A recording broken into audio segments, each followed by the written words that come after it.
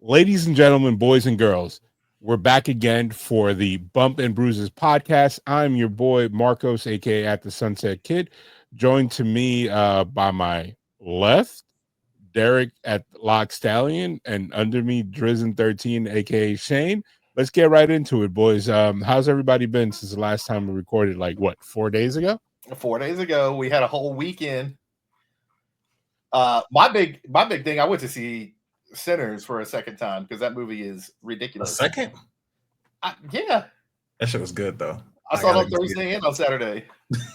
My man's trying to make up for the indiscretion that his racial makeup has caused in that movie. Hey, I'm Black guilty. Irish. I'm Black Irish potato famine. We came over late. Well, if you think about it, I was like, when them dudes Irish were the ones that were trying to, like, they got oppressed, so they were trying to press the next ones. No, we were late. All that was already going on when we got here. I don't know. That guy's still Irish. I mean, somewhere at some point, more than likely. I'm just like literally the actor and the character was Irish. He was Irish, bro. Oh yeah. I was like, that's why I'm just sitting here like I wasn't making the correlation. Talking. I wasn't talking about the KKK guys. I was talking about the Irish. Like, we were all chilling. Irish is like, nah. Come on. They got all of us. Come on, guys. They got us all. Everybody come out. Like, we all got oppressed. Like, well, man, he was just trying to be part of the family. That's all. I don't know about that. I don't know. His invite to the cookout wasn't coming, so he was trying to get there any way he could. Anyway, he could. He was trying to make his own cookout and bankrupt everybody else's. But anyway, we're back with what appears to be episode 9 of season 1, according to the notes that I see in the right corner of my monitor. Derek, as our fearless leader, how you been, dog? Bro, good. Trying to recover from mania. Gee. Oh man, my man put himself in financial ruin. I don't know if you guys can see his back wall. His back wall was half empty before he left. He came back, and now he needs a new wall. He's about to new wall, man. He's about to have a ceiling addition. It's gonna be like belts are just gonna be hanging from the top, hanging from the rafters. You gotta like walk through them. He's gonna have his own ladder match. Oh man. Well, this is a perfect segue, guys. SmackDown. I heard things happen. Why did somebody walk us through? Being that it was such a great show. Derek, you want to start us off? Or you want me to go? Oh, you take it, man. My man slid it right past you. Like, nope, no look. Did pass on it like John Stockton. Yep. But we got the official Fraxium debut. So Fraxium is main roster on SmackDown. Undefeated too. I like that. Took the win over Los Garzas, and again, hell of a match. The speed of these two is ridiculous. And go ahead. I had one note. I didn't like how the announcers kept making a big deal out of Axiom's height.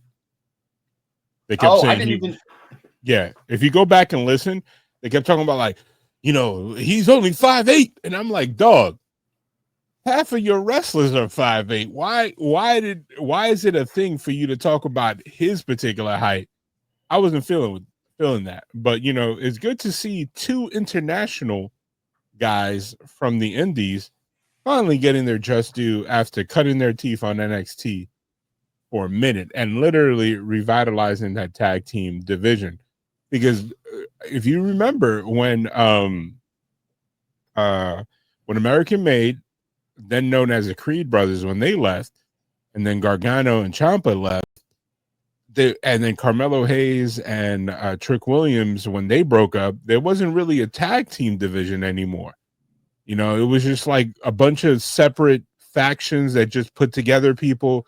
Like, I remember D'Angelo family, they had a tag team, but they didn't really have a set tag team. It was just like freebird it whenever. Yeah, whoever wants to fight tonight is going to fight tonight. Yeah, and then it's like, then you had something University. What's his name? Oh my God, that they just came Chase back. U. Yeah, Chase U University. You didn't have dedicated tag teams, and Fraxium basically became the team that ran it all, and like they did it for like I want to say 2 years almost, or I might be exaggerating, but they held those belts for a minute. Yeah, and they were so good that they were able to survive fad tag teams. Because I think if there wasn't like another tag team that wasn't as established as them, Hardys would have been NXT champs. You know what I mean? The Rascals would have been NXT champs. Like so many people that would have came in with bigger names would have probably taken the belts if it was anybody else. Yeah, especially with those crossovers that they did numerous times. But great to see, and I think you made the point when we last recorded that I think this gives a lot of ability for that AAA show when they do that AAA crossover show. I think they've got a chance to kind of represent the brand, if you will, when that goes down, because they can definitely hang. They're quick, they run that style, and they do a good job. Yep. Got a little matchup. Tiffany Stratton came out talking some stuff, got interrupted by Jade. Jade said, I want to come for that belt. All the other stuff is in the rear view. I'm done with all that. Now I'm ready to come and show the world who I am. And Tiffany honestly shocked me. I thought it was going to be like, oh, we're setting up a backlash match here. And Tiffany said, let's do it right here, right now. And they did. They had the match right there, right now. But as much as Jade thought that she had that in the rear view, Naomi said, nah. I like the play on words because, the rear view is Naomi's move. Jesus Christ. I see how you did that. Every now and then I can catch on. First of all, I'm glad this was on free TV, dog. I'm sorry, but Jade is still greener than an apple. And honestly, and this match exposed her because Tiffany's an athlete, but Tiffany still doesn't have the full rhythm of a match. Yeah. And if you put her in with somebody that she got to carry and somebody that is athletic but doesn't have the smoothness that, let's say, a Bianca has, that's why Bianca is so great, where even when Bianca was green, she was better than most because she had the rhythm and kind of knew how to get these matches going. But there was a couple spots that you could tell Jade just didn't understand where it was going. And I also feel like producers are just having Tiffany do moves that she doesn't normally do just to do them because they know she could do them. Right. And she's doing more stuff that when she gets that smoothness, when it's more comfortable, it's going to look great. But as I was watching this match, I think I texted in the group that the attire that they both picked for that match was not good. No, not good for the stuff that they were doing. No, and it was wow. Yeah, both of them. I was like, this is the basement watcher's dream that they're immediately hitting their record button, and I'm just sitting there praying that these two girls get out of there without making the internet highlight. Which I think we got away clean. Yeah, so that's good. But no knock on those ladies, because they're every single person in WWE, whether you're a person that doesn't get televised matches or anything, you're more athletic than I ever dream of, being myself. But it's kind of like we're spoiled. We see people like, if we would have had this match in, let's say, AEW, nobody would have batted an eye. But the fact that the roster in the WWE women's locker room is A1, like in terms from top to bottom, that it's kind of hard for you to be on the job training while you're going. Like Tiffany, you can only see the cracks of this when she has somebody that's new, but there's so many great hands and people that she's feuded with that make it look great, which kind of makes you like happy that Nia Jax came back, because her and Nia Jax work great together. Spoiler alert, not only did Naomi come back, we also got Nia Jax back, came in after Naomi came in to start beating up Jade. Tiffany's like, well, I don't understand. And then Nia came back and getting her revenge on Tiffany. Yeah, which is good, because then you got a proven heel. Nia gets heat all the time. And Nia looks great. It looks like she's been hitting the gym and everything. She looks way more toned. And I'm not even talking about weight. She just looks toned, and when she dropped her moves, it didn't look like she had discomfort in her knees and anything like that. And I know she's had knee issues in the past, and that, which is smart, which is why I understand they sometimes give her these breaks, because I've never had knee surgery, but I assume that, you know, every so often you gotta go get checked up and be like, hey, am I good, or is this about to fall off my leg? Like, so as someone that's had too many knee surgeries, it's good until it's not.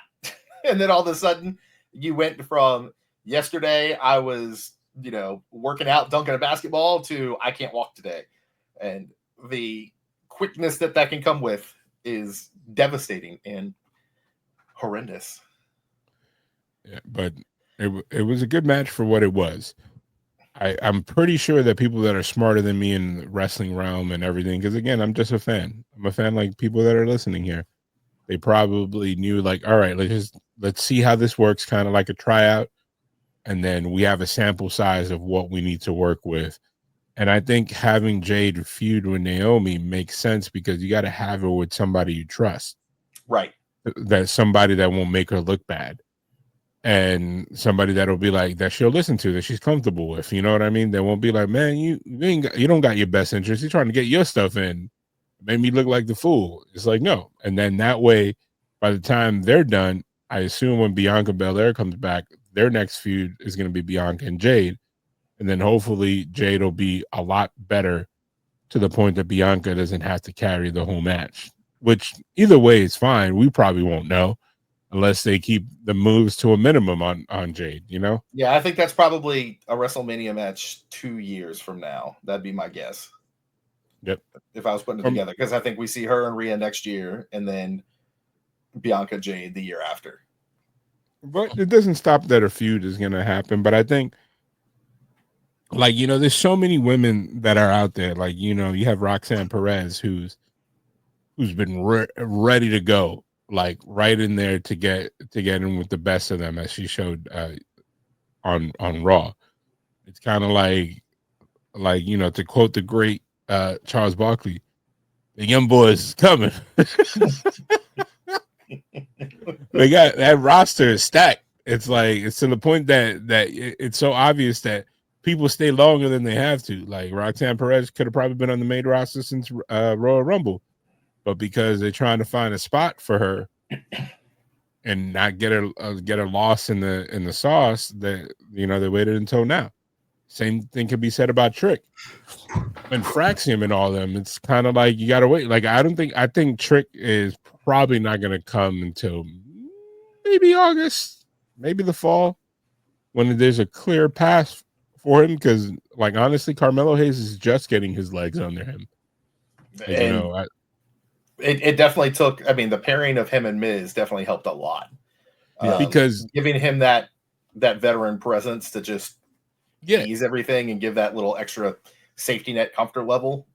And then not even that is having a veteran that is used to not having main angles all the time.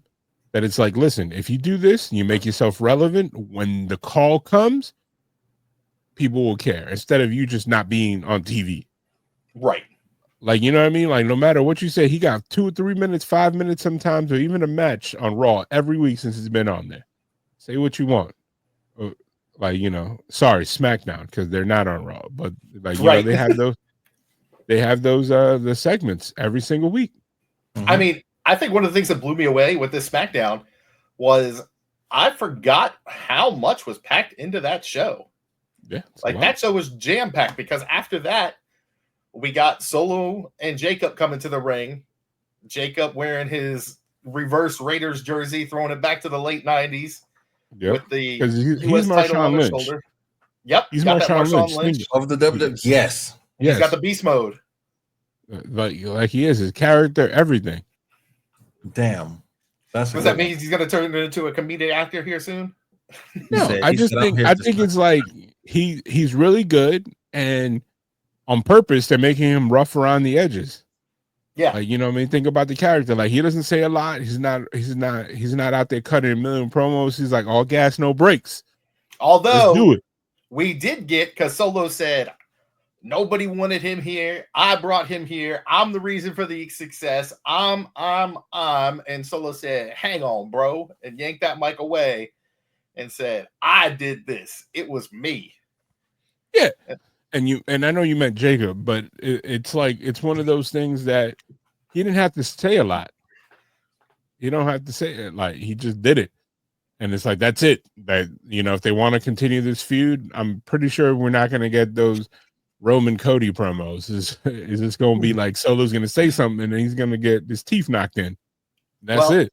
And they teased it, but before we could get to it, LA Knight's music hit and said, hang on. We don't want to get to this feud too quick.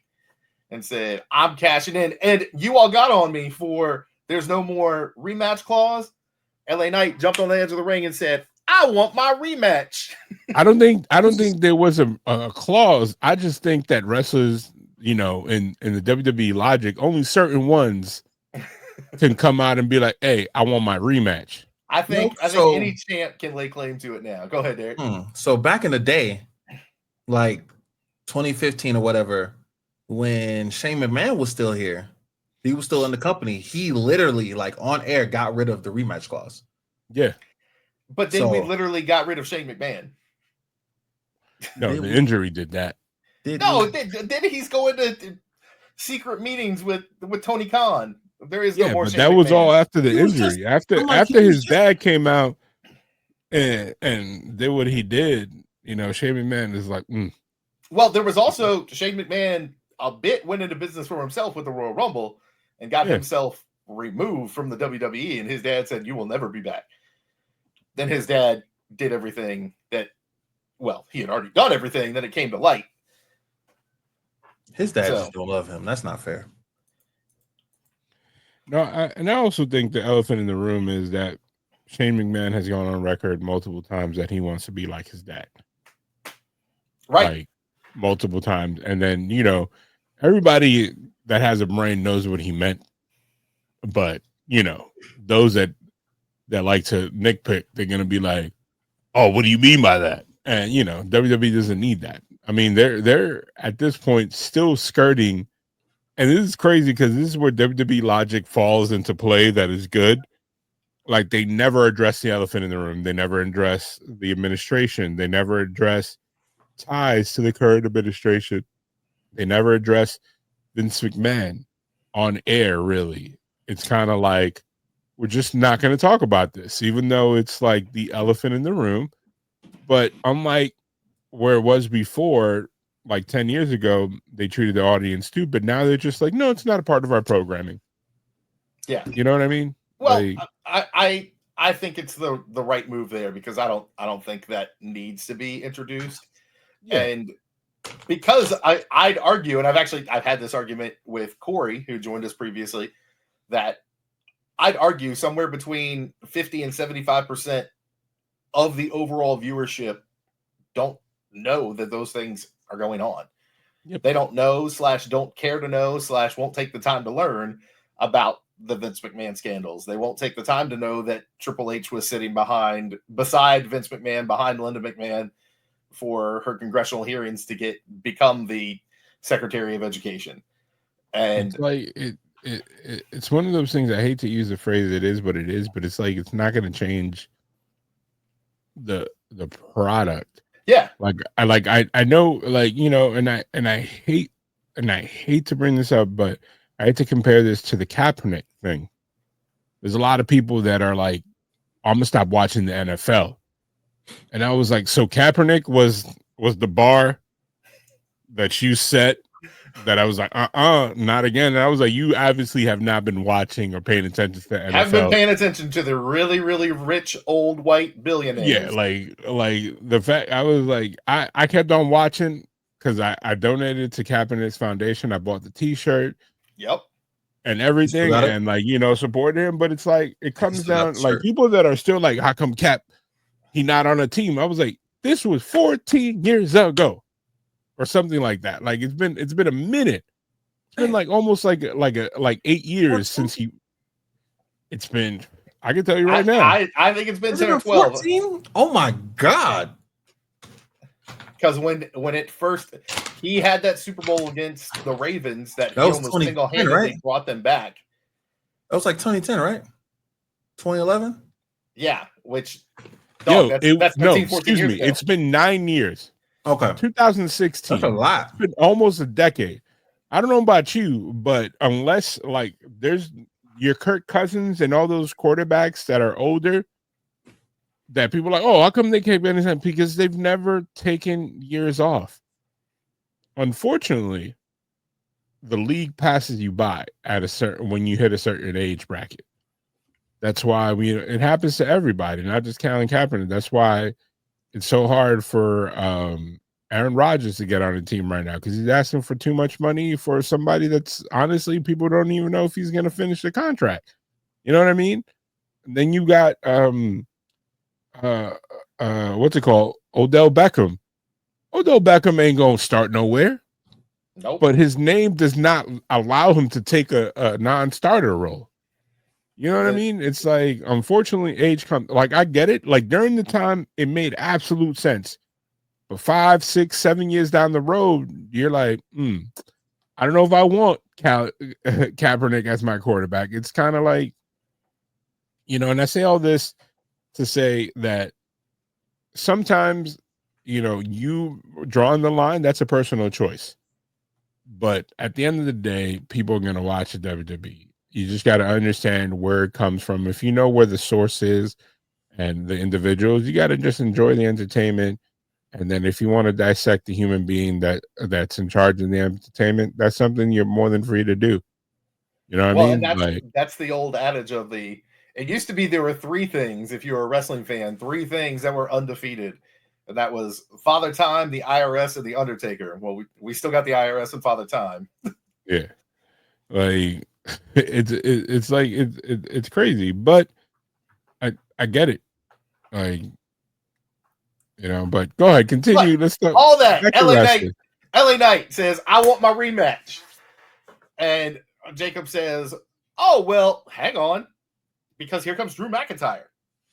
And Drew McIntyre comes out and says, I want a title. And I Drew and Jacob. Yeah. Woo! That make sure you show your shirt, because that's what we're gonna get. I mean, I'm gonna show mine, but I know he's talking to Derek. There we go. Yeah, we are gonna get some big meaty men slapping meat when that goes down. Jacob versus Drew. I think that is gonna be a hard. Some bills are gonna get paid, boy. Some stiff action with 2 guys that can absolutely pause. Work. Listen, you can't do this without doing that. You can't do this without that. I was with you until you said we're gonna get some stiff action from some 2 brutal men or something like that. I was like, whoa, Spidey sense. You normally are all for it, so I don't know what the pause is now. I gotta go back to that. But the point remains, when those 2 get in the ring, we're gonna get some absolute bangers, as they say, reminiscent of Drew and Sheamus and those just knockdown, drag out matches. Except with more athleticism, athleticism, because 2 guys like that can move the way that they do. Yeah, and I don't think Drew gets enough credit the way that he does. I think that's what you're saying. My bad. Yeah, because like Sheamus, when they were doing those things, those matches, it's kind of like at that point, like Sheamus wasn't capable of doing some of the moves that Jacob does. Right. But now it opens up the window, because then you're going to see Drew go into that bag of tricks that he never really goes into, because it's kind of like big boot, snake eyes drop. Kick, nip up and then clothesline, that's what he does. But when he has somebody that is as big as him and as nimble as him, a lot different dynamics. Tell us more about how big them boys are. It's hard to do that, isn't it? Hey man, I still stand by my pause. No, it was warranted. It's real tough to stay in that, to run that line. I said tough, not hard. Settle down. I chose my words wisely. But then we got LA Knight versus Drew McIntyre. Drew McIntyre takes the win, and he's #1 contender, setting up that hard banger action between him and Jacob. Anyways, it's a lip bite. It's a finger bite at the end of that. I told you my shit's calculated. I knew what I was doing when I did that too. Lord, they're literally wearing a shirt that says "Big Meaty Men Slapping Meat." It was between this or like New Day Sucks, so I chose this instead. I feel like we need to make this transition real fast because. Oh no, you wanted to add? Go ahead. Yeah, I did. I just wanted to see how long y'all think he gonna hold this belt. Who, Jacob? That's all I want to know. I don't think he's going to be a transitional champion. I see him going as long as SummerSlam. How long ago? I can see that. I don't know if I see him going past. I think that belt is going to be the feud. Is going to be the catalyst for the Solo feud. I think so too. Solo's going to end up costing it probably to Drew, and I think SummerSlam is probably a good timeline for that. So I feel like SummerSlam's not that far away. August, September. In August, we got 4.5 months. 4 months. That's a short reign. That's a quarter of the year. There's 3 PLEs before then. You can tell this man joined the wrestling sphere late when we used to get shit where you win on Sunday, lose on Monday. I've been there for that. I hate those. Like, I mean, I seen Rey Mysterio win and lose in the same night. Same night. Same night. Win that belt right there. The one you and won. Roman. Same night. Listen, I don't know. Just obviously we've seen long title reigns with Roman, with Gunther. But I don't know. I just feel like it's a little short. I mean, he's won the title and he's been there less than a year. You know what I'm saying? Here's the thing: it's a workers' belt, so they got to transition in and out. Unless they're going to establish him as the ace. Like I think Dom has a better chance of losing his IC belt, and that's because Dom, like the way they're booking his character, like certain belts are meant. Like I think the mid card titles are meant to be hot potato, not like they did Nakamura, but like. Like like a couple months here and trade back. Like I definitely don't want. There shouldn't be a reason for LA Knight to have it again. You know what I mean? Yeah. I think this is a belt that because Drew's inserted. I feel like Damian Priest is gonna probably challenge for it too, which is his belt. If you think about it, Damian Priest was the U.S. champ for a minute. Yep. So that's something we'll have down the line. Like I think. You make it the big dog title. Everybody's like 6'4", challenging for this board, for this belt and shit. Does 6'4" make you big dogs? 6'4", I don't know, man. 250 plus. I'm neither. I'm 6 feet 324. So I don't care. 250 plus. You're halfway there. Yeah, but at 43, I don't think I'm gonna grow 4 more inches. You can get them lifts in your shoes like old girl had last night. No, she had the thick soles. It was about this. Why am I gonna do that? So I could break my ankle? One clean snap. He didn't say heels. He said lifts. You don't have to wear heels. If you wear heels, that's a fashion choice. anything like even those whatever ads that you see on Facebook, those in the shoe. Yeah, you're just looking for an ankle injury that you don't need. It's like, hey man, I'm 6 feet. The average American height is 5'7", so I'm good. Is that really average? That's crazy. Yep, it's very small people. But then we got to get away from our big meaty men and all use the innuendo. We had the women's U.S. title. Chelsea Green. It's 5'9". 5'9". That's the average height in the United States and across the world. He's still little. Yeah, it's a little tiny. Like my wife is 5'8". So my wife is 5'4". She is a full foot shorter than me. So I just walk up and put my chin on her head. Hilarious. But yeah, women's U.S. title, Chelsea Green, with the Secret Hervis against Zelina Vega. Midway through, Secret Hervis tried to get involved. Ref sent him out, said, "Get out of here! You're not allowed to be here," which we all knew what would happen at that point. And Zelina has her first U.S. title, which is weird to me. But Chelsea Green is one of those people. She's a female Miz, where whatever you make it, or whatever you give her, she makes it work and makes it look good. And whether they continue the character, I think that they will, or she'll just chase Zelina. Or this was kind of like, all right, Zelina, here's your title reign, however long it's gonna be. You don't have to campaign on the internet. Like, let Zelina movement or whatever it is that she's doing, like, there. You know what I mean? Like, nobody complained about it. When Zack Ryder did it 10 years ago, people were like, "Oh, this is not wrestling. You don't ask people to hijack shows for you." It was okay with Zack Ryder, though, because he had one of the greatest entrance themes of all time. Yeah. And also, the crowd loved him organically. Yes, because of the work that he did to get that internet champion over. He wasn't just on his platform like, guys. But I think one of the things that we got to shout out here, and I think she doesn't get enough credit for it a lot of times, because she is new to a lot of the people that haven't seen her other places. But in that match, when it came time for the finish, Zelina went for her code red finish, and she didn't get hooked at all. And Chelsea still was able to take that bump and make it look clean, even though it shouldn't have. So that little hats off to her.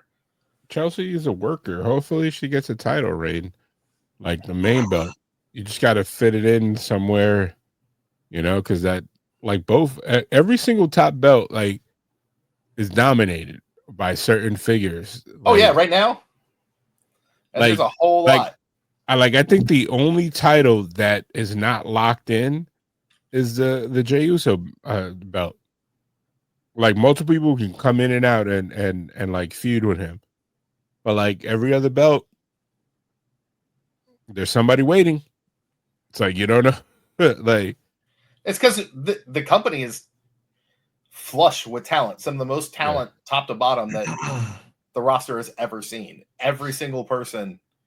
Spoiler alert for those. I know we're going to talk about it later. Like, when Paul Heyman asked Sammy if he wanted to come to SmackDown and he gets a title shot, I looked at my reaction the same as Sammy's. Like, wait, no, like think about it. I'm not gonna be one of John Cena's victims on the way out. Like, he's like, why would I go do that?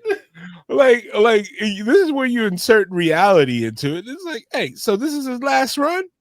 Cool. Nah, I'm good. Like, you know, I'm staying here.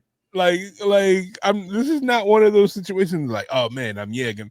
Like, you can't say nothing to the booker at that point. It's kind of like, okay, cool. You need me to go job? All right. You need me to go lose? Cool. I appreciate you guys. Yep. Like, you know what I mean?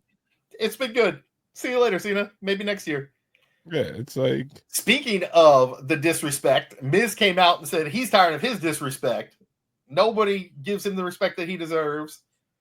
And then the lights went out. And we got that little heartbeat reminiscent of Finn Balor Demon that we haven't heard even longer than it's been since we saw the Demon. His NXT what's it called, theme, which was a lot better than his SmackDown theme. Yes. I'm glad that we got the full casket out of the stage as Aleister Black made his return finally. 5.5 years. I did see a statistic that in 5.5 years he wrestled on average 4 single matches per year. Oh, wow. In his time away. Yeah. He already got in. The fact that he didn't come out with a faction on SmackDown, it counts. That's a singles. That's a singles match already. And immediately went to the ring, did his little flip over, sat in the middle of the ring. Miz tried to come towards him. Black Mass took out Miz. Miz handled it perfectly, like took it exactly as you should, because Miz is probably the most underrated of all time, in my opinion. And Aleister Black is back. It was a good thing, you know. It's crazy because at the same time Aleister Black came around, Malachi Black has been gone. It's crazy. It's a crazy coincidence. Crazy coincidence. It's like Batman and Bruce Wayne. Yes, like you never see them together. Like apparently he's no longer active on the AEW roster, Malachi Black. Y'all see everybody coming back slowly. Everybody, I mean, those were the last two guys. No, it's still a lot of people over there. On the other side. There's people that is like, yeah, I'll take this check. People like Dustin Rhodes. Dustin Rhodes is like, what? You gonna pay me $1 million each year or whatever it is? I'll take that money. Oh, he just recently gave his lifetime devotion to AEW. He said, I'm never coming back. As much as I'd love to work with my brother again, I'm never coming back to WWE. I've never felt more respected than what Tony Khan does for me. Until he gets fired. And that money, nice. And until he gets let go, and then Cody needs to be inducted into the Hall of Fame. Sure enough, he'll come back with the black and gold paint again, baby. He's like, I'm glad I could be me. And then next segment, half painted red and black. Like, bro, what are you talking about? The moment of SmackDown, probably the one of the best, most viral moments that the WWE has had in a long, long while, happened in the next match, which was absolutely fantastic start to finish. We got Street Profits, DIY, Motor City Machine Guns for the Street Profits tag team titles in a TLC match. And we have not seen a TLC match go... a 10 to 11 care match. 10 to 11 care match go this hard in a long, long time. No, but wait, hold on. We gotta rewind back. Didn't the show open up with John Cena and Randy Orton, their promo? Oh, yes, it did. We completely didn't mention that. Man, I jumped to the first match. I forgot about the talking. I told you I need action. So, okay. So basically, the show opens up with Cena. Cena comes out with, his black gear, black entrance, whatever, back with his dad, powerlifting shoes on, and cuts a promo. Randy comes out in his dad gear. He cuts a promo back with him. John Cena tries to take advantage. Boom, boom, boom. RKO like the last time we saw them. Well, and I don't think we can boom, boom, boom the fact that Orton told him to go home and be a family man. Yeah, but he ain't got no kids. He said, go home and get some kids so we can see some little square jaw, big forearm Cena kids running around. And the crowd immediately started booing the crap out of Cena. And Cena said, this is why I don't have kids. I've had to deal with these kids my entire career. Yeah, he said he's been raising people's kids, which I get it. I realized, like, my nephews were children, like babies when he first came out. And like, if you ask them, it's like, oh man, you know what I like? I like old school wrestlers like John Cena. And it's like, yeah, I completely forgot about the opener. I forgot we get 30 minutes of talking to open every show these days. Mm-hmm. Which isn't, sometimes it's great. And this segment was good. And the setup of, Randy versus John is going to be amazing. And, you get that in 3 weeks, 2 weeks? So fast. Like, Jesus. A week from Saturday, guys. A week from Saturday. Yeah, so Backlash is so quick to follow WrestleMania that it kind of boggles my mind. But that one a month. It boggles the mind. It never stops. But yeah, the TLC title match absolutely delivered top to bottom. And then that viral moment. Was that our main event? That's the main event. Okay, just making sure we don't skip another segment. I mean, people can watch the show. We don't got to talk about everything. That segment was good though. That was a good segment to hit though. Yeah, he told me go have some babies. I was like, oh, Lord. He said, "Go home, have some babies, be a family." Ain't that why his last relationship ended? Because he didn't want no babies. Why that was poignant to bring up. So so you saying that they're catching strays out there? His ex-fiance? They're getting personal, just a little bit. God damn. But back to this TLC match though, because that was a bad. I'm jumping straight to the viral moment.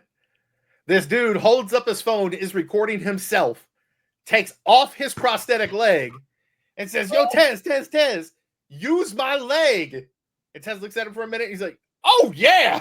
Comes over, takes dude prosthetic leg, hits Johnny Gargano in the face, then turns it around with the boot, with the foot on the bottom, and cracks him over the head with the foot of the prosthetic leg, and then tosses it right back to dude. And dude filmed the whole thing. Do you think he was a plant? Both angles. You think he was a plant? I don't think so. I don't know, man. I don't know. I mean, it could have been, but I don't think so because you can see his Twitter account. Like his Twitter account. So you don't think he knows anybody?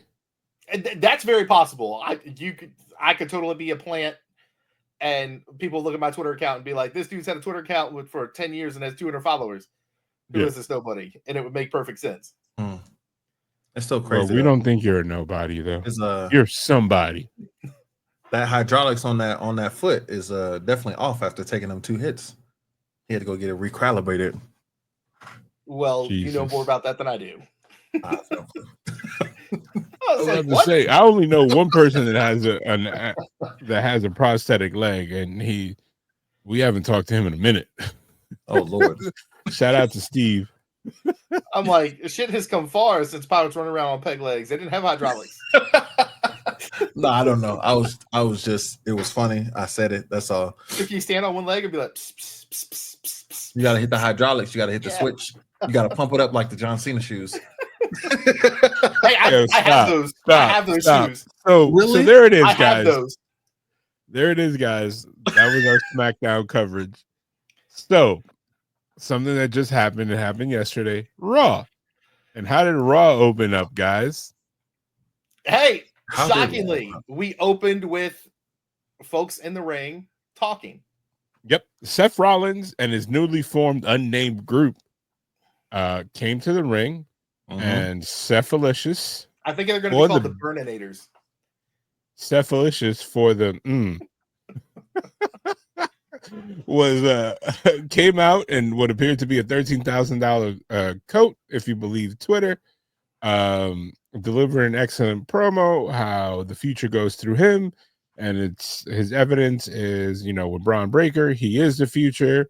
Paul Heyman is the guide, and all of a sudden got interrupted by Sami Zayn.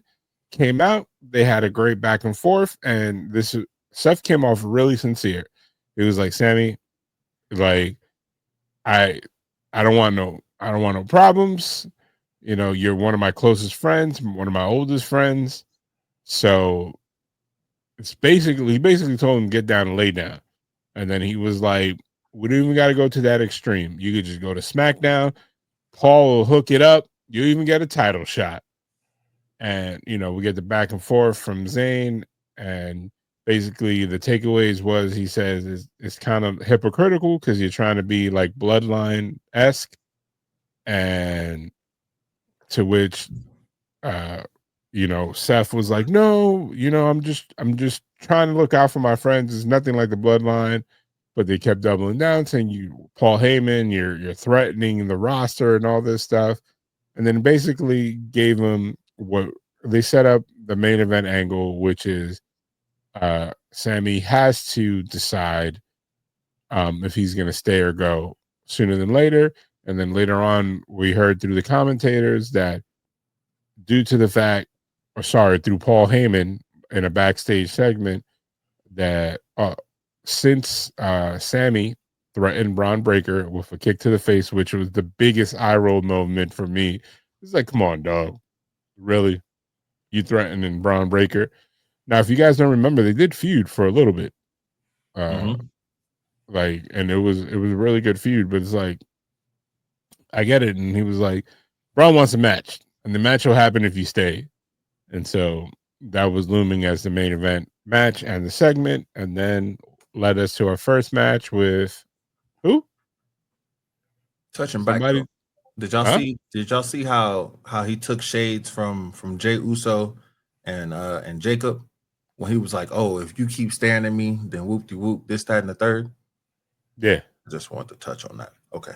Anyways, back to that first match. Trying to say he don't write his own rhymes. That's what you trying to say? He's got a ghostwriter, and it's the same one that wrote for Jay.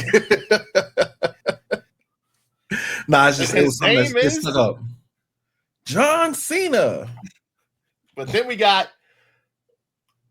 my two of my current favorites, and I've talked about this many times. Obviously, Rhea is already goated, and we got her with, I guess, officially her first official main roster up on Raw permanently opponent of Roxanne Perez. Can we talk about, is this Rhea's new gear now? I feel like, didn't she used to wear shorts? Now she's wearing back and forth all the time. Like in the beginning, she wore pants. We never saw. I know that, but then the whole story was that somebody stole her gear bag or something from her rental, and then she borrowed a pair of shorts from, I believe, it was Bianca, somebody in the locker room. Yeah, and then she started using shorts, and then she liked them, and then the Twitter response and everything is a whole thing. You can find it online. And then now she's wearing what I think is like a bikini type bottom. It's like, I don't know, man. It's a little too much skin for me. I know I'm coming off like the old man screaming at the clouds.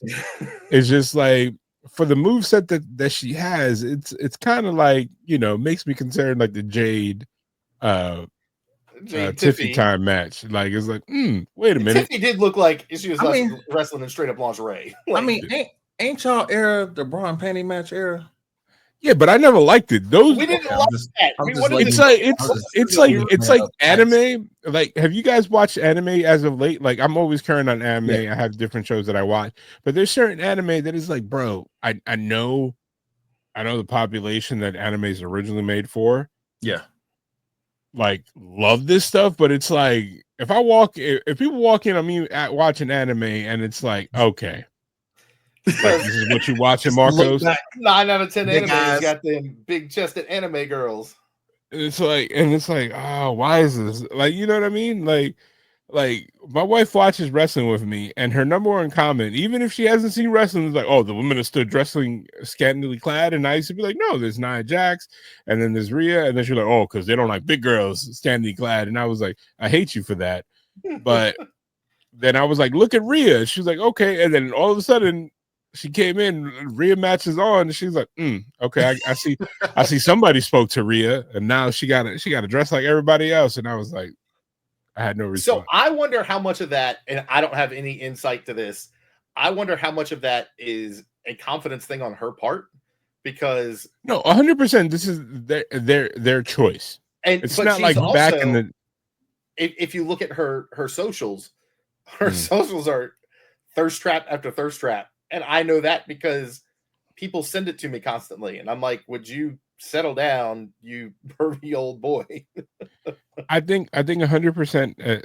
It's probably her comfort. But I just think, as somebody, like, I never understood why wrestlers wear just trunks. Because I feel like because it's a hat tip to the naked Greco-Roman wrestling. Is that what it is? Yeah. But because that's where all of this started.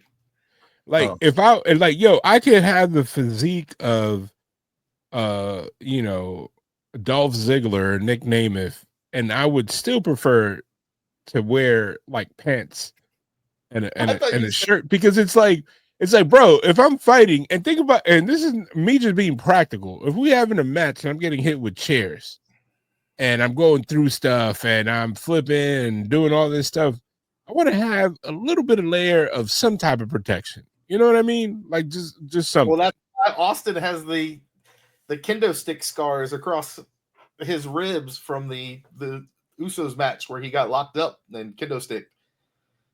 So it's like, It's like, that's just me. But hey, you know, to each their own. I'm just concerned that, you know, we're gonna have the freeze frame mafia.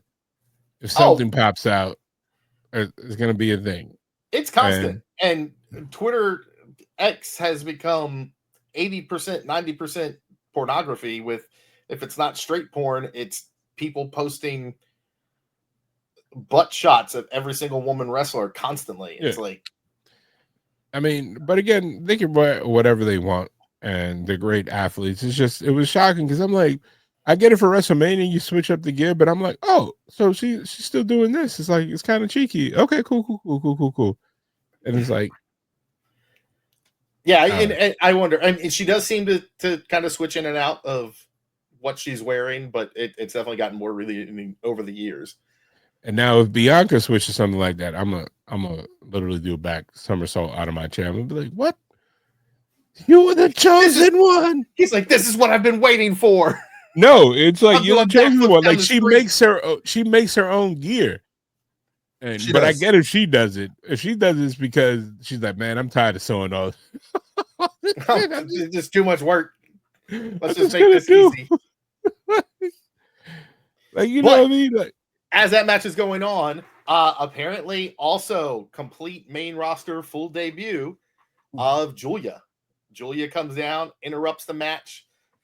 Wait, so she's 100% on Raw?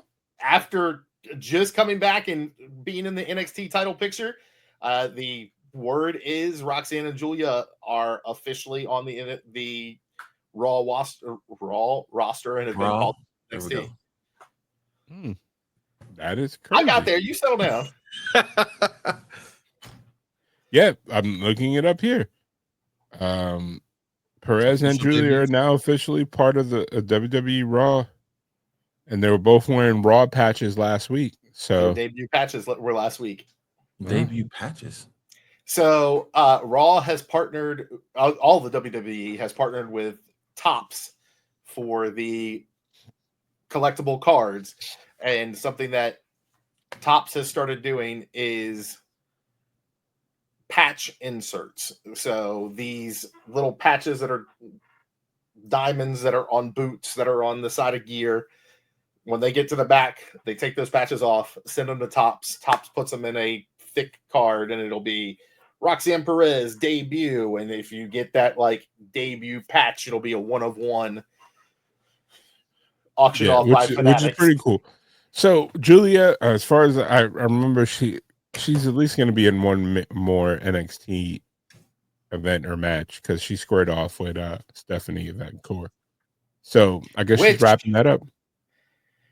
Stephanie was once again on Raw as well. So I don't know if they're going to have Stephanie drop that title and bring her. They're all coming up, or if Stephanie is going back down to kind of lead the women's roster in NXT. But with Jordan Grace there, with Jada Parker, with the TNA relationship, they have a lot more women NXT than, I mean, it's like what we talked about before. The roster top to bottom is stacked everywhere you turn. NXT, like Mello says, they don't miss, especially with women talent. Like they are hitting. Derek brought up the bra and panties era. Like, those women, like, I much respect to them because they were the OGs. They can't wrestle their way out of paper bag compared to the roster that's coming up. Well, I mean, because we went from model to amazing track athlete and triathlon and Bianca and professional wrestlers like Stephanie Vancouver and Julia. And Julia, powerlifter, wrestler, and Rhea, and Tiffany, a multi-time gymnastics champion. Sol Ruka, same thing. Oh, I guess she wasn't a champion because everybody laughed when she won the title, and they posted, "It's about time someone from Oregon finally had a title." Jesus. But we get it. So what happened next there? The next match down the card. Well, no, we didn't even go to the next match yet because to counter and make the save, Io came down to help Rhea and run off Julia and Roxanne. And I say it's going to be a tag match. And Rio stood tall. So huge to have Julia and Roxanne immediately it looks like going to be put in a tag match against Rhea and Io. I mean, you have the women's champ and, you know, the former women's champ, arguably one of the best matches of WrestleMania weekend, if not the best match, and you're immediately going in with 2 of the 3 competitors from that. So huge. And first of all, the fact that Io Sky and Julia, to start a Stardom legends, you know what I mean? Yeah, the 2 individuals, and the fact that Kairi Sane was one of Julia's last opponents in Japan before Kairi Sane came over here. So the fact that you're gonna mix it up with all of them, that's great. I think that's one of the reasons they might have fast tracked Julia, because Julia could put on barn burners with every Japanese wrestler ever, like that they have. Yeah, like you get that Stardom style on Raw. Give them some time. Woo! Yeah, and it just goes back. The talent is just pouring out of every crevice right now. It's amazing. Yeah. Which brought us to our next segment. We didn't have a match. Jay came down, yeeting all over the place. This man just so full of yeets. You got to release him. You got to release all the yeets. Yeeting on a little kid cancer survivor in the front row. Jesus. Yeeted all over that kid. Shout out to gave him his real glasses. For those you don't know, those are actual custom glasses that are made for him. Yeah, because the shop ain't making them. Yeah, no, they ain't doing it. Which I heard some detail on that. The shop isn't making them because to put the yeet on it can block out vision, and it's a safety measure that. Oh yeah, because he said he can't see. Oh yeah, he can't see. He looking underneath to walk down the aisles and everything else. Yeah, he can't see at all. Yeah, so that's the reason that they're not on the shop for those. And shout out to our boy Omai, who was second row right behind the little kid who got the yeet glasses from Jay. Immediately offer him $50. Like, give me those glasses. I think he just stole them off of him. So Omai, shame on you if you did. We're just starting rumors today. Damn, he jacked the kid. No, he did not. I was like, not the little cancer, baby. I can't believe you believe that. I don't know. Derek was about to reach out to him and see if he could strike a deal. Like, hey man, he's like, I need that in my collection. I've already ordered the side plates. I need to put those glasses with it. Come on now, talk to me. His side plates are too expensive. Nah, bump that. Everybody else's is $99. I mean, you could buy the yeet glasses and get a meet and greet. Get a meet and greet and be like, yo, instead of a picture, can you have your man just do this for me? What, yeet on the glasses? Yeah, because he does it himself. Yeah, you know that, right? He puts yeet on there. Yeah, like, you were there when he told us. You're going to go a meet and greet and ask Jey Uso if he will yeet on your glasses. No, that'll be weird. And you say, hey, can you inscribe the glasses like you do normally? Can you inscribe it? No, I feel if this is going to happen, he has to say, can you please yeet on my glasses? First of all, you got to say 4 words. No, excuse me, 4 letters, 1 word. On the glasses, please. On the glasses, please. 4 letters, 1 word. Yeet. But then very quickly, the lag time in these 2 shows of people getting to the ring and starting to talk their talk and people interrupting them was very short, which I appreciate. I don't need you going into a diatribe and then get interrupted. Just get interrupted quickly. It's more fun. I love the fact that it was Logan Paul, and I love this matchup. Logan Paul is going to pay bills, man. He's an athlete. He is an athlete. He's just a terrible person that I can't stand. He's good. Those Paul brothers, boy, the young boys is coming. like hate him or love it. Both guys are athletes and both make a ton of money, and there's eyes on the product. They do make a ton of money. What they've done, they've polarized, but specifically, Logan more so than Jake has absolutely stolen from a massive amount of people, millions upon millions of dollars, and laughed about it. But you know what? I try not to invest money with celebrities. Yeah, that's a good rule of thumb. Typically, I don't like if people like, hey, Trust me. I learned, sell this product. I got paid for it, but I use it too. That should be a key. I learned my lesson when I never got my degree from Trump University, not to invest anywhere else. I know. That's a lie. I would never go to Trump University, just to make sure anyone out there watching. So it's worse than DeVry. But we got a little backstage segment in the clubhouse of the returning JD McDonough I like. JD being back is great. He looks fantastic. And now we have a tag team division. Very large for his body. Sorry. His head is ginormous for his body. It looks like a peanut M&M on top of a Q-tip. And but it's a ripped ass Q-tip, so hats off to him. And he informed Finn after Liv said, "Oh, did you tell him that they would have a #1 contenders match against the War Raiders?" Mm-hmm. And this surprised Finn. He was a little upset that JD hadn't told him before telling the rest of the group. He was a little upset that JD hadn't reached out to him to tell him that he was coming back last week, even though he apparently reached out to Dom. So that continued split, a little wedge between the group is forming.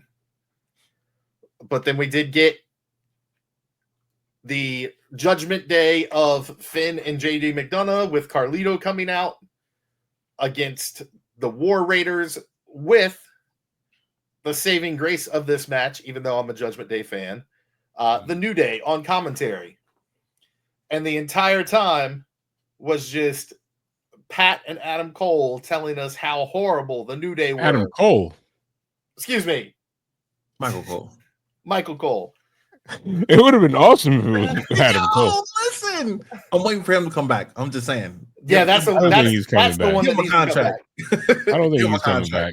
I think there's a good chance that he comes back at the end of his contract. I think at the end of his contract, but I think the fact, it's contrary to what people think. I think him and Britt Baker, even though they're not together, he's too much of a nice guy. He's not going to be like, "Oh, I'm not going to stay here if she's here." And AEW doesn't fire. Huh? She's not there. I don't think she's officially fired. I think her contract, she still has a couple years left. But I don't think she's there.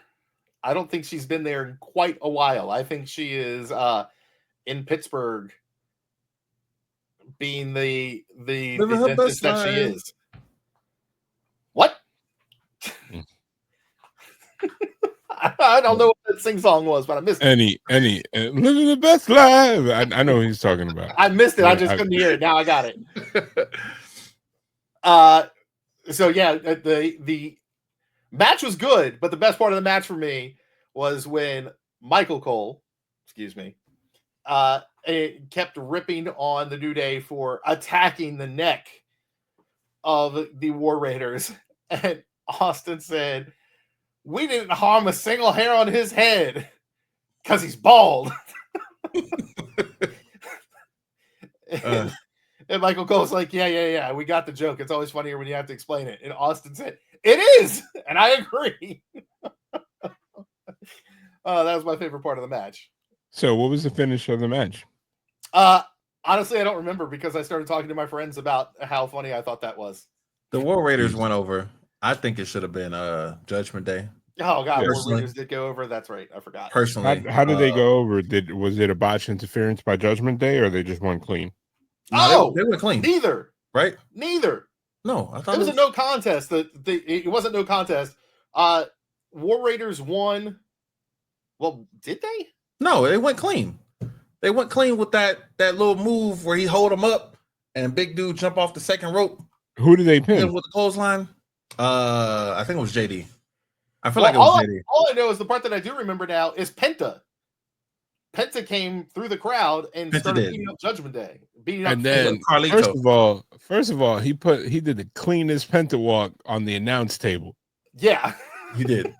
Is that what we're calling it? Like to the point that the internet was like, "Yo, anybody see Penta do his walk on the announce table?" Man, there's no wrong. And the internet was like, "Has anybody seen him do his walk?" I'm like, "That's his thing."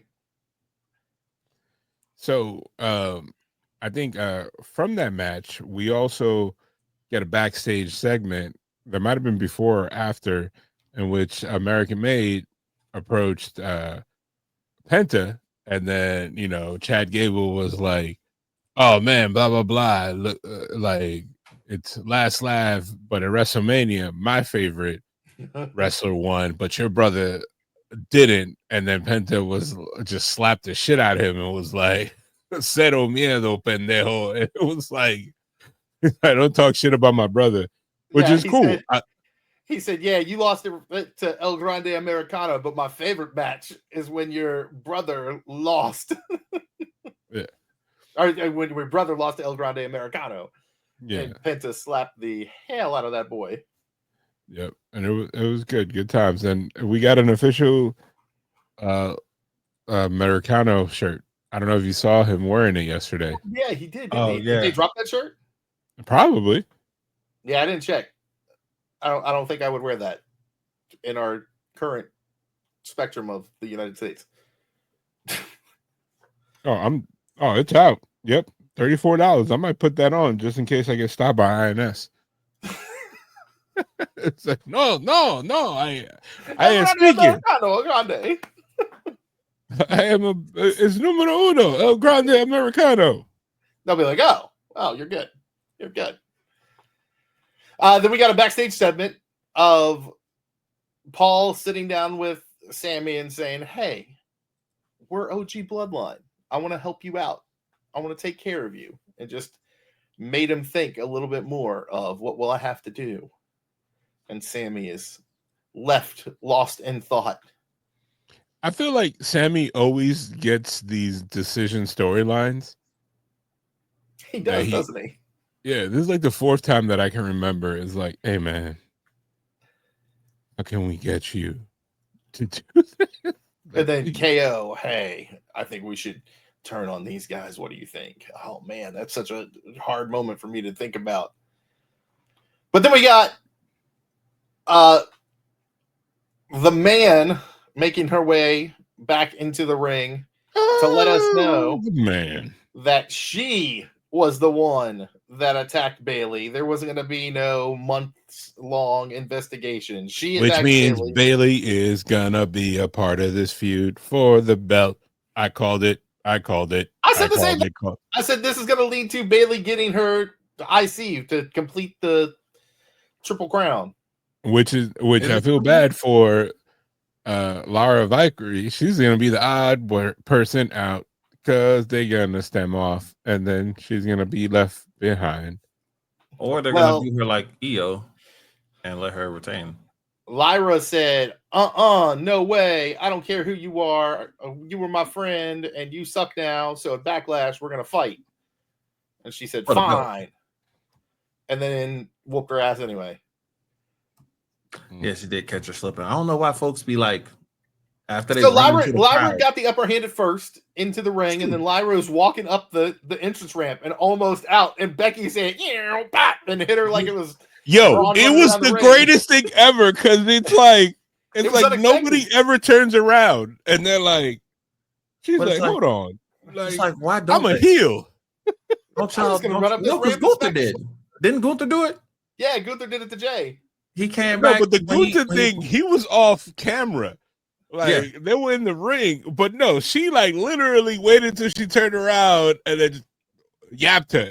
It's like the babyface is stupid moment, which is hilarious. It worked so well for this segment. And I think it not just the babyface, it also shows like the mentor relationship that Becky had with Lyra. I think it builds off that to say like, oh, I've been teaching you all this without me, you nothing. Here's another lesson. Yeah. So I don't think the WWE gets enough credit for things that they do like that because they don't blatantly talk about it. They don't say they don't have commentary. I won't shit on other spaces. They don't have commentary blatantly lay out, oh, well, this is because Becky is her mentor for many years, and now Becky is teaching her another lesson. The end of that segment was just Lion King. It was Scar and Mufasa. Don't turn your back on me. Like that was the whole thing, bro. First of all, this like I think they should have coached Lyra on this mic thing. Like when you're not comfortable, because she was like, "Oh, you're a mean person." Like damn near, that's what she said. I didn't think it was that bad. I don't know, dog. They even hit the what chance, and I thought she got through the what chance pretty clean. But they hit the what chance, but they don't care what you're saying. At the same time, it all depends on the crowd. It depends on the crowd and the cadence.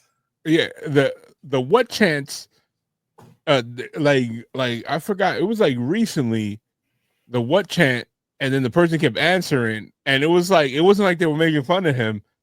They just knew that they knew whoever was the person that was on the mic, and I forgot who exactly it was gonna go do it. Right. Like what? It's like, I said I was gonna do this. What? Because I said I was gonna do this, and it was like, it wasn't like they were just like boring. I think LA Knight has played into that a couple times, and he's done it well. His crowd work is fantastic. Probably what makes him. I mean, he's also been in the industry for 35 years, so I mean, he should be. Well, about Johnny Ace. Johnny Ace. Oh Lord. Max Dupree. That's what I was talking about. Oh, okay.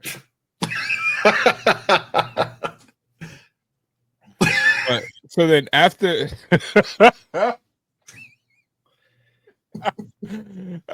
okay, so then after the segment, was this the main event right after? Nah, we had Stephanie Valkyrie and Ivy Nile, which was a good match. I felt bad for Ivy Nile because, like, you ever look, if you're somebody that's in the roster, right, and you see your name next to another name, and you're like, so I'm losing this one, right? There's no story, there's no there's no build, there's no story. It's just, here's this girl from NXT that is winning everything. Yeah, it's like cool. I appreciate you, like, you know what I mean. So which Valkyrie, it is a star. Like, I didn't know who she was. I don't pay attention to a lot of the overseas stuff. I think that was the first building block to AAA selling to WWE. Honestly, yeah, they yanked so a lot of the biggest female star that they had. They were like, "Excuse me, but we'll go ahead and take this from here." Once I learned who she was, I went back and watched some. She's terrific. Like, she's fantastic. And they shouted out Booker T when she did her little clutch slam into the mat over and over again. Like, there's a name for that, but I don't know what it is.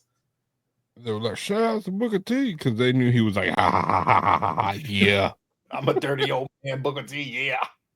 Shuggy duggy, quack. But obviously, as we already stated, as soon as she saw it on the call sheet, Stephanie goes over. A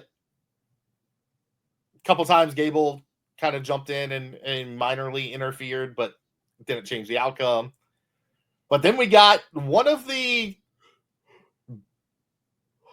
tenser. I thought it was kind of tense in how they presented it, and I liked the presentation that way. We got Pat McAfee saying, I got to say some shit, which I love that promo. Words. Like, and some people in the back need to listen to that promo unfiltered and be like, that's how you do it.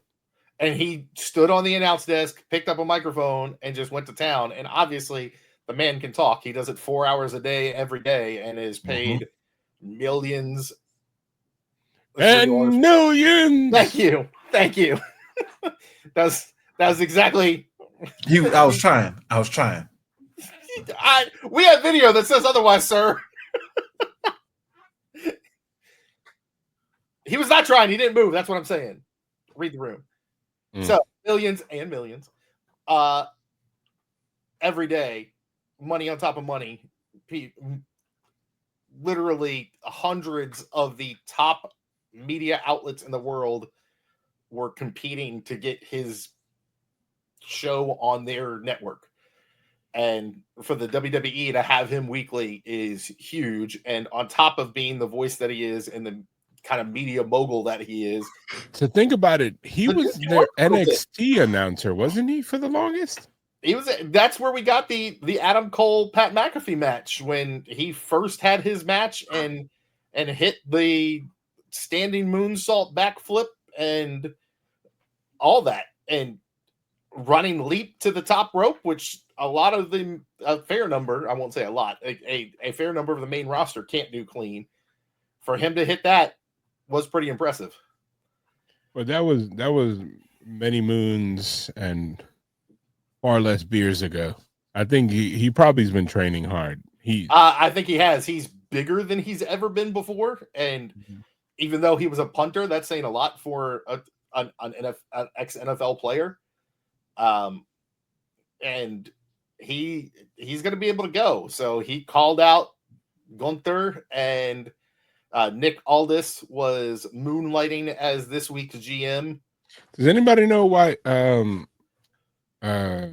Adam was not there? I don't know. I assume based off commentary, a couple notes they dropped in and they said, we miss you, buddy. So I'm assuming it was a family matter. Yeah. But Nick Aldis says, all right, well, if that's what you want, for tonight, I have the power. You and Gunther one-on-one at Backlash. So it'll be interesting to see how that goes. Pat is back in the ring for the first time since WrestleMania 38. No, was it Rumble? He was in Rumble, not Indianapolis, the Rumble before, and got eliminated in like 38 seconds. And then he was part of the McMahon segment where McMahon tried to beat his ass or something. That was at Mania the year before. Or that same year, I guess. But yeah, I'm pretty sure that Rumble, his 38-second in and out in the Rumble so he could go back to commentary, was his last in-ring performance. Man, so I'm behind because I definitely thought it was 38 Mania. No. I could be incorrect. So somebody fact check me. I don't know. But then we got the final showdown. They must have an answer. And Sammy says, no way. I'm not going. I'm fighting Braun. Mm-hmm. And then Braun proceeds to whoop that ass. It was not even close. They had some back and forth, but when Braun hit him with that spear, and then that other spear, and then another spear, and then went around, and then hit him with another spear, and then did you all see Seth? Yeah, with the stomp. No. So Seth just standing there. So when Sammy goes to the outside and they're all helping him up, and Braun is on the edge, just outside and getting ready to do the super like that. Spear. He did the He did the yeah. Yep. He hit the rocks, go get him, and Braun took off and hit the super spear. I think that might have been coincidental. I think it was coincidental, but no. Okay. I think it's coincidental, but I wouldn't put it past the EE to kind of put that together and say down the road that there's something there. I think the WWE's time of planning shit around the Rock schedule is over. I think the Rock. I don't think the WWE's time. I think the Rock's time. I think he walked out of that. No, I think the Rock still is a part of the board. That's an actual real thing. No. I think he walked out. I mean, he did. He walked out on creative and said, no, book it without me. And that's where they had the last minute scramble. Stupid. Which is because dumb. Everything, I mean, according to everything that I've read and heard and been told, up until Friday, he was scheduled to be there for Mania. Even though they had no mention of him in any of the promos? Do you need to mention him? It is not coincidental that at the WrestleMania shop, there was a shirt that said, finally, The Rock has come back to Vegas. That is not coincidence. It could have been a leftover from when they did the announcement last year. No. Those shirts were there last year. I maybe, but from what I've read and what I've heard, he was supposed to be there until Friday, and he gave an interview with McAfee and said, no, I changed my mind last minute and decided that it would be best if they move forward. We don't know the last minute timeline, but I've heard. And I think, shame on me, shame on you. I think WWE doesn't fall for that again. As compelling as it is, I think they're going to always have a backup plan and kind of like, hey, how about you just come in and join whatever story it was. Like I get the whole what was it? It was Backlash? No, it wasn't Backlash. It was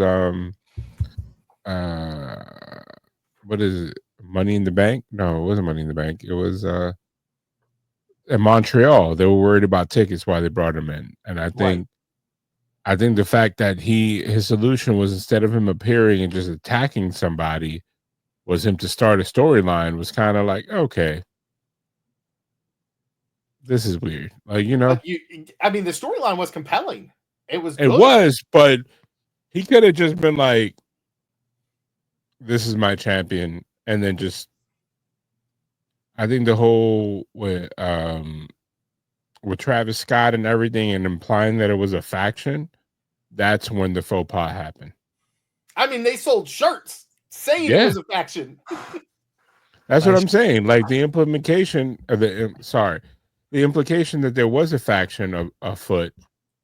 That's where, without The Rock knowing, and you think it was something that he was just like, nah, I ain't gonna make it, or he didn't like it, because he uses his own creative guy. So it wasn't like they were giving him like bullshit. He brings in Brian, what is it, Gershowitz, whoever the hell that's the guy that comes in, and it's his job to make things work to whatever narrative. And I'm pretty sure they could have came off with something that he didn't have to be involved other than just be there and just like not,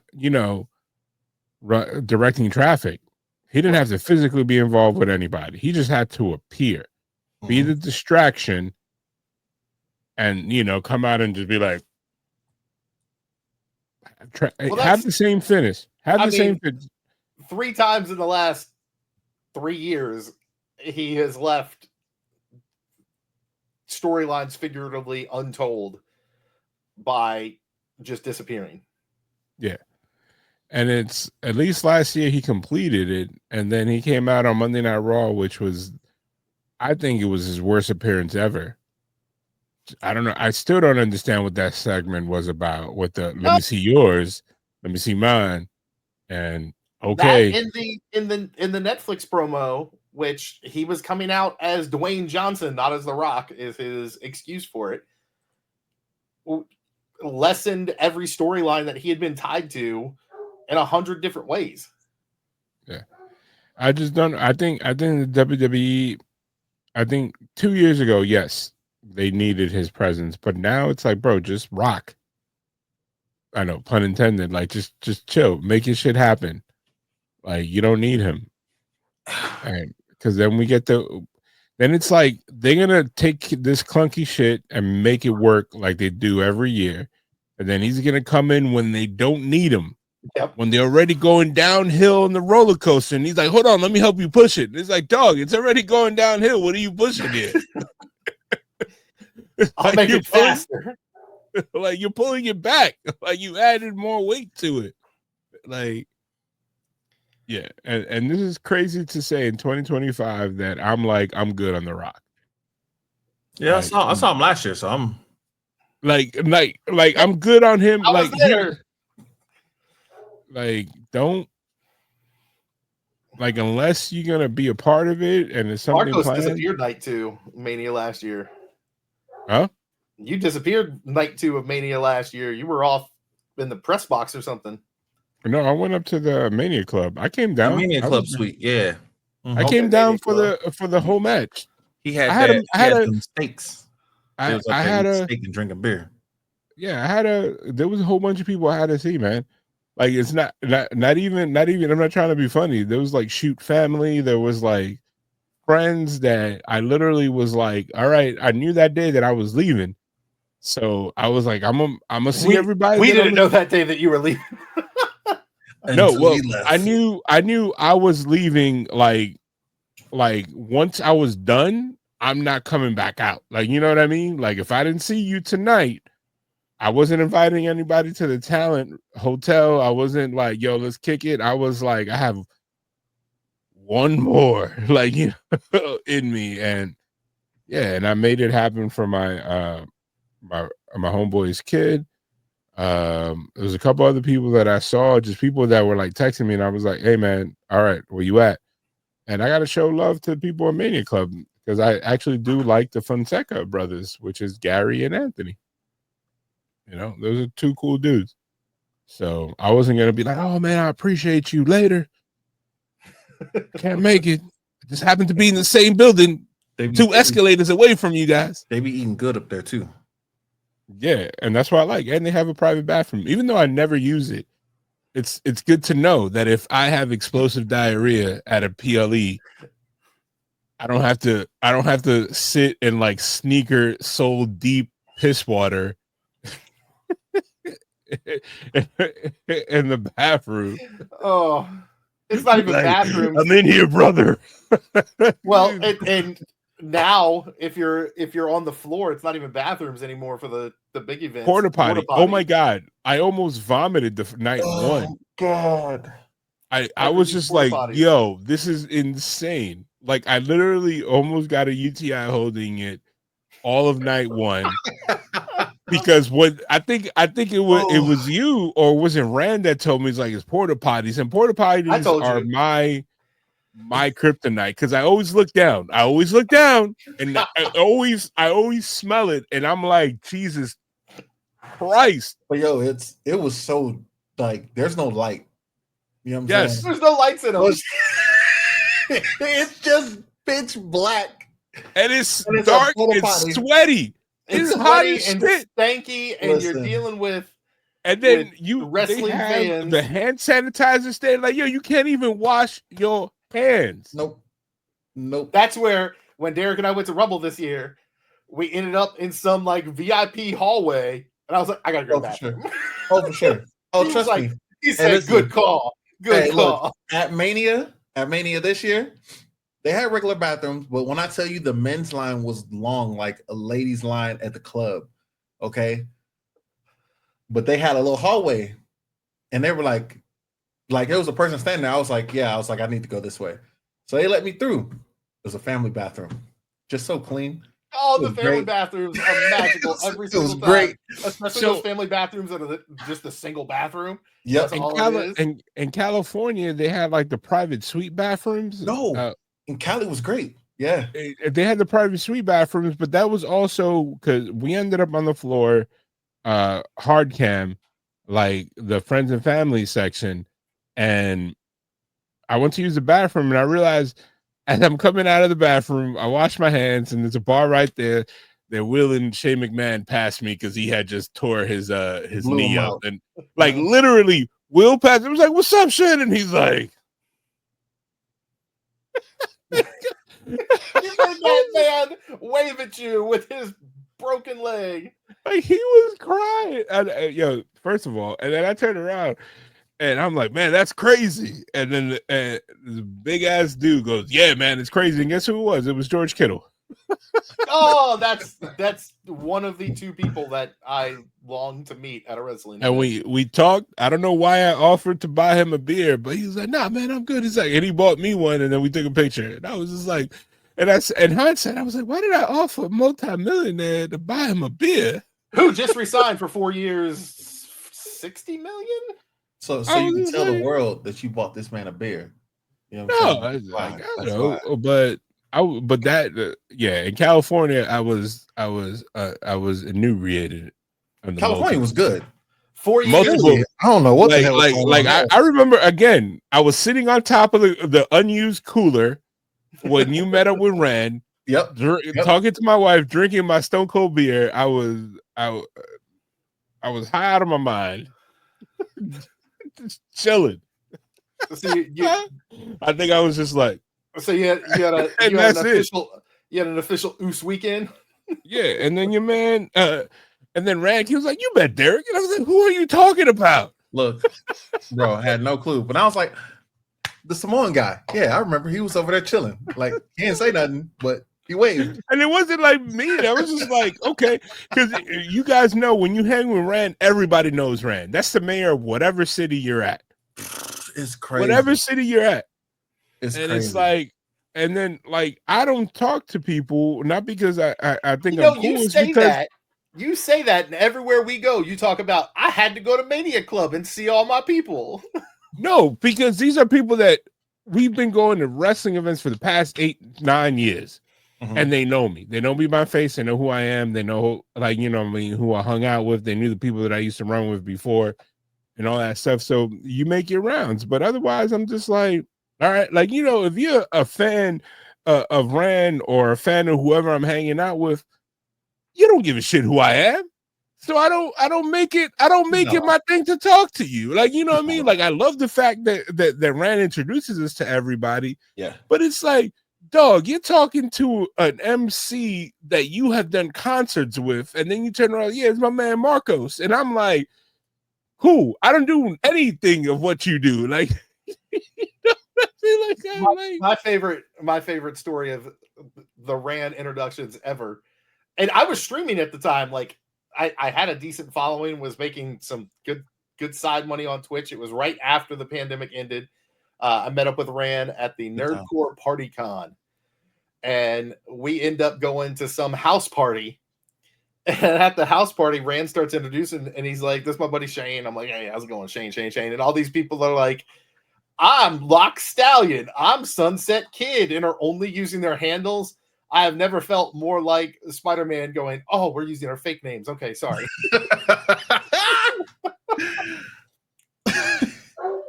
These are made up names.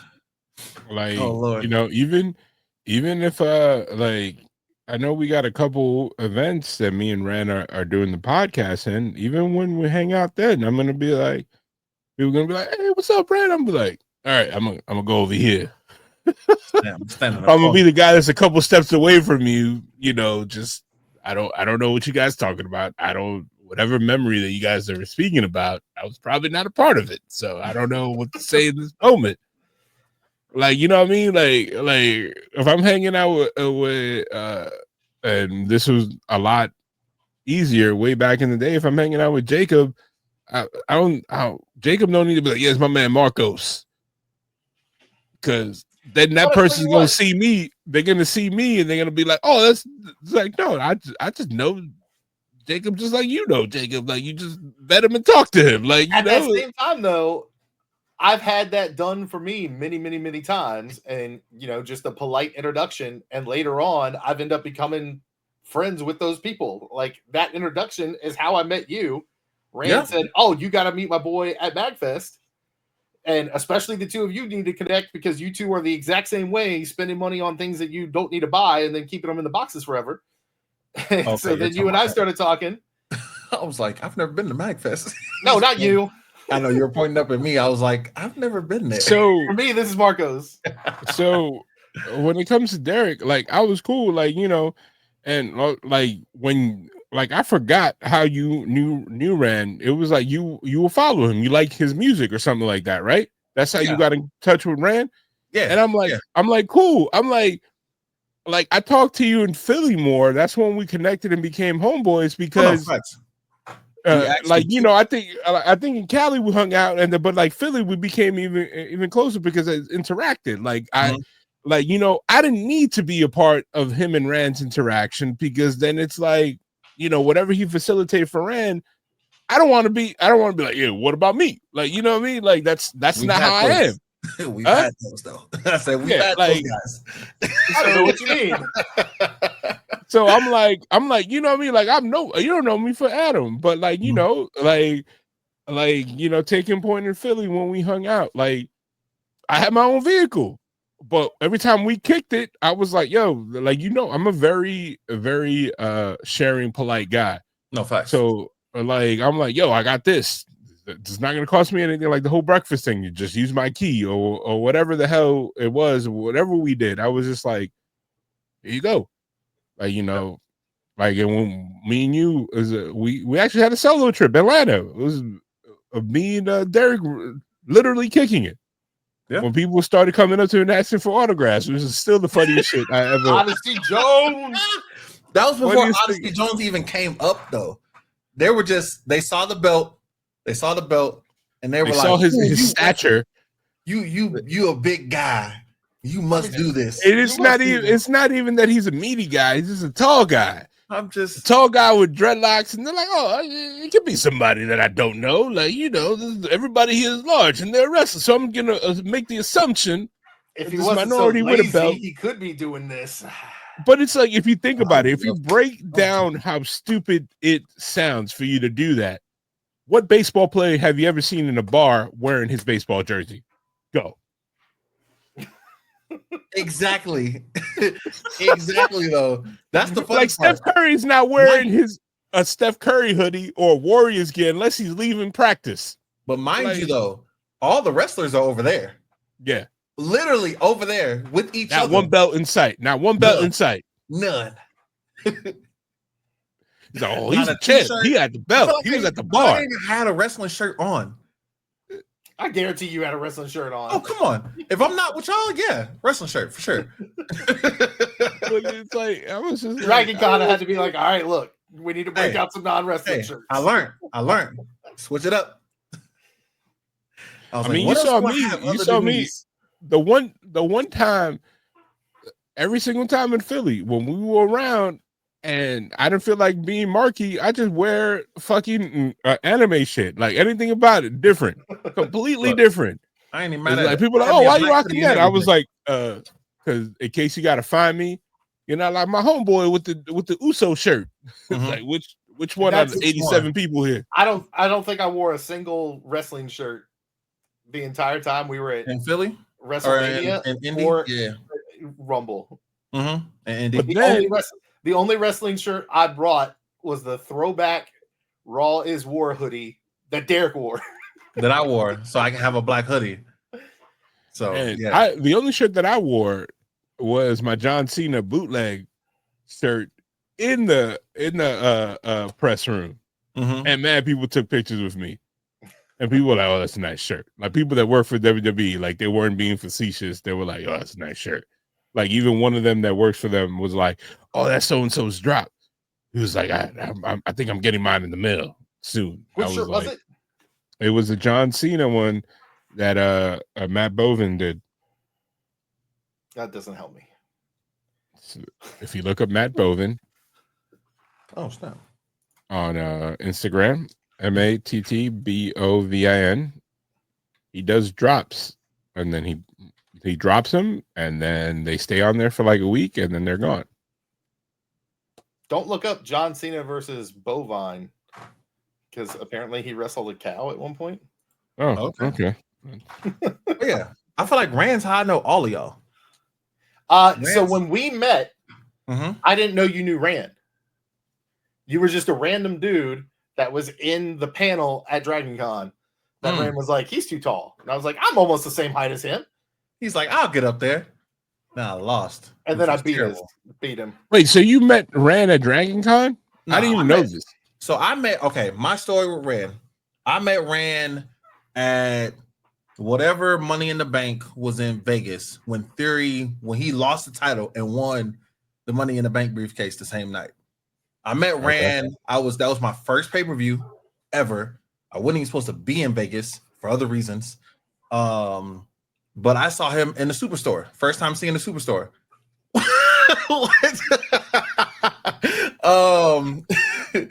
The first time being in the Superstore. So I'm like, wow. At this point, we can stop recording. Since we already ended the show.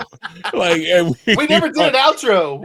Yeah, we didn't. It's all good. I can record. As a matter of fact, hold on.